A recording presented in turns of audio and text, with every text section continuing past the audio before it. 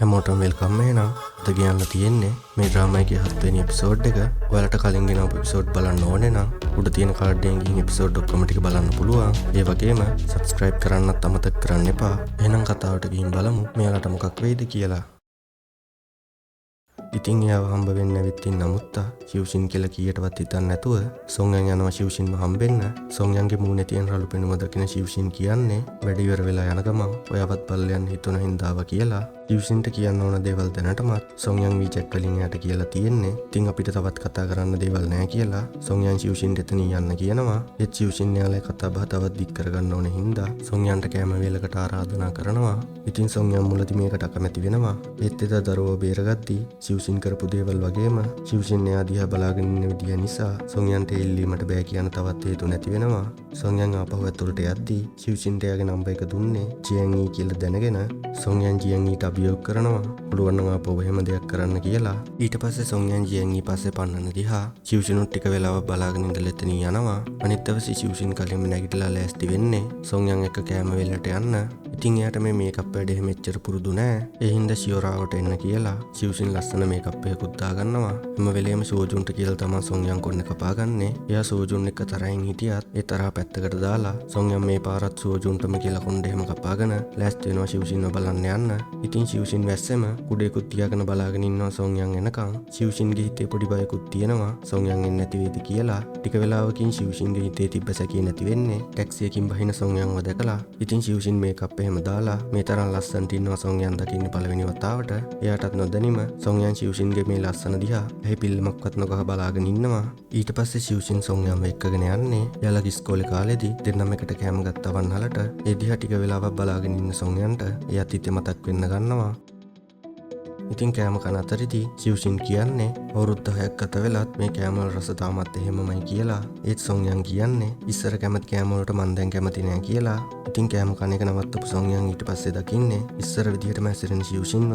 සොන්යන්ට ශිව්ෂින්ගෙන් ඇස්සහකට ගන්න බැරුව දිගට මේ දිහා බලාගෙන ඉන්නවා. කෑම කටේ පුරවගෙන ඉන්න ශිව්ෂින්ට සොන්යන් කියන්නේ ඉස්සර වගේ හුරුතල් විදිහට රඟපාන්න එපා. ඔයා දැන් වයසින් ගොඩක් වැඩි කියලා. ඒත් එක්කම සොන්යන් එතනින් නැගිටලා යනවා. මොකද ශිව්ෂින් මේ කරන දේවල් නිසා සොන්යන් බය වෙනවා යා ශිව්ෂින්ට අපහු ආදරය කරන්න ගනී කියලා.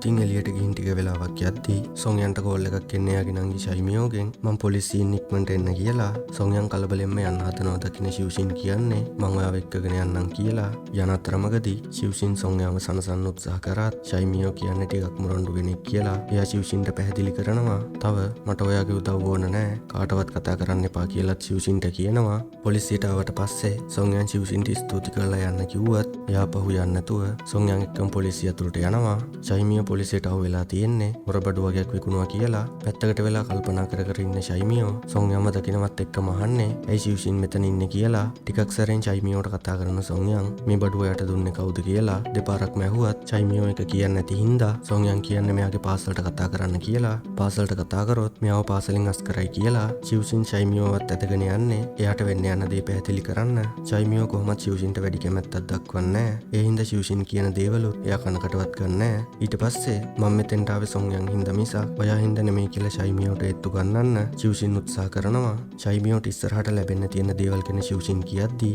ෂයිමියෝගේ හිතේ ශිව්ෂින් ගැන තිබ්බ තරහත් අඩු වෙලා ඉක්මනට මුදල් හොයන්න ගිහින් එයා වැරද්ද කරගෙන තියෙන්නේ එයාටමයි කියලා තේරුණ ෂයිමියෝ එයාට බඩු දුන්න කෙනාගෙන සේරම විස්තර පොලිසියට දෙනවා.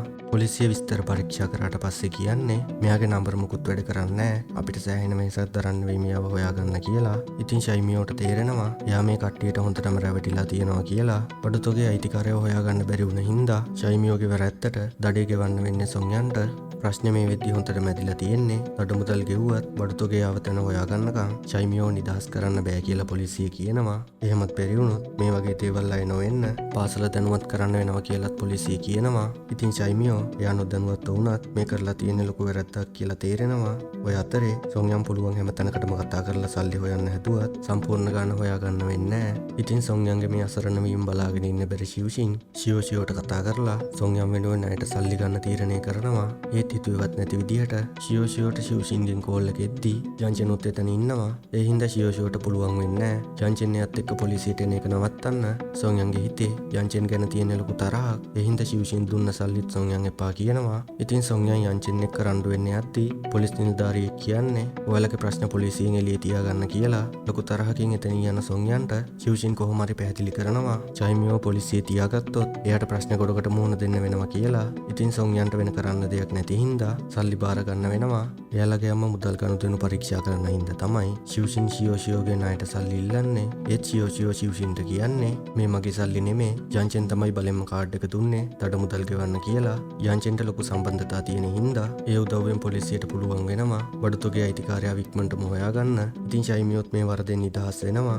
ඒත් එයා යන්චෙන්ව දැක්කට පස්සේ කියන්නේ මෙයාලගේ උදව් මට එපා මාව අත්තරන් ගොඩ ගන්න දෙන්න කියලා. ඔය විකාර නවත්ත ගන්නවා කියන සොන්යන් ශිව්ෂින්ට කියන්නේ මං ඔයාගේ සල්ලි ආපහු දවස් 3කින් දෙන්නම් කියලා. ඉතින් පොලිසියෙන් එළියට ආවට පස්සේ ශිව්ෂින්ගෙන් හරියට සමුගන්නවත් දෙන්නේ නැතුව ෂයිමියෝ සොන්යන් වැදගෙන එතනින් යනවා. මොකද ෂයිමියෝට තේරෙනවා සොන්යන් ආපහු ශිව්ෂින්ට ආදරය කරන්න පටන් අරගෙන කියලා. ඒ යද්දි සොන්යන් ආපහු හැරලා බලයි කියලා ශිව්ෂින් හිතුවත් ෂයිමියෝගේ බලකිරීම හින්දා සොන්යන් එහෙම කරන්නේ නැහැ. ශිව්ෂින් දිගටම ඒ දිහා බලාගෙන ඉන්නවා දකින ෂියෝෂියෝ ඔය බලන එක නවත්තන්න කියලා ශිව්ෂින් වෙතනින් එක්කගෙන යනවා. ඒ යන අතරදී යන්චෙන් කියන්නේ සොන්යන් ඔයාට සලකන්නේ මෙහෙමනම් ඔයා මේක නවත්තන්න ඕනේ කියලා. ඒ මගේ පෞද්ගලික දෙයක් කියලා ශිව්ෂින් කියද්දී ෂියෝෂියෝ මැදිහත් වෙලා යන්චෙන් කරන්න යන රණ්ඩුව නවත්තනවා. ඉතින් ඒ සිද්ධියෙන් පස්සේ ෂයිමියෝගේ ඉස්සරහා සොන්යන් පිළිගන්නවා එයා ආපහු ශිව්ෂින්ට ආදරය කරනවා කියලා. ෂයිමියෝත් ආපහු ශිව්ෂින්ව හම්බුනාම එයාට හොඳින් කතා කරන්නම් කියලා පොලිසියේදී සොන්යන් වැදගෙන ආපු එකටත් සමාව ඉල්ලනවා. ඉතින් දෙන්න ආපහු ආදරය කරන්න පටන් අරගෙන තියෙන්නේ. ඒත් මෙයාලගේ දෙමව්පියන්ගෙන් එන ප්‍රශ්නේ නම් තාමත් එහෙමමයි. අපි බලමු ඉස්සරහට මොනවා වෙයිද කියලා.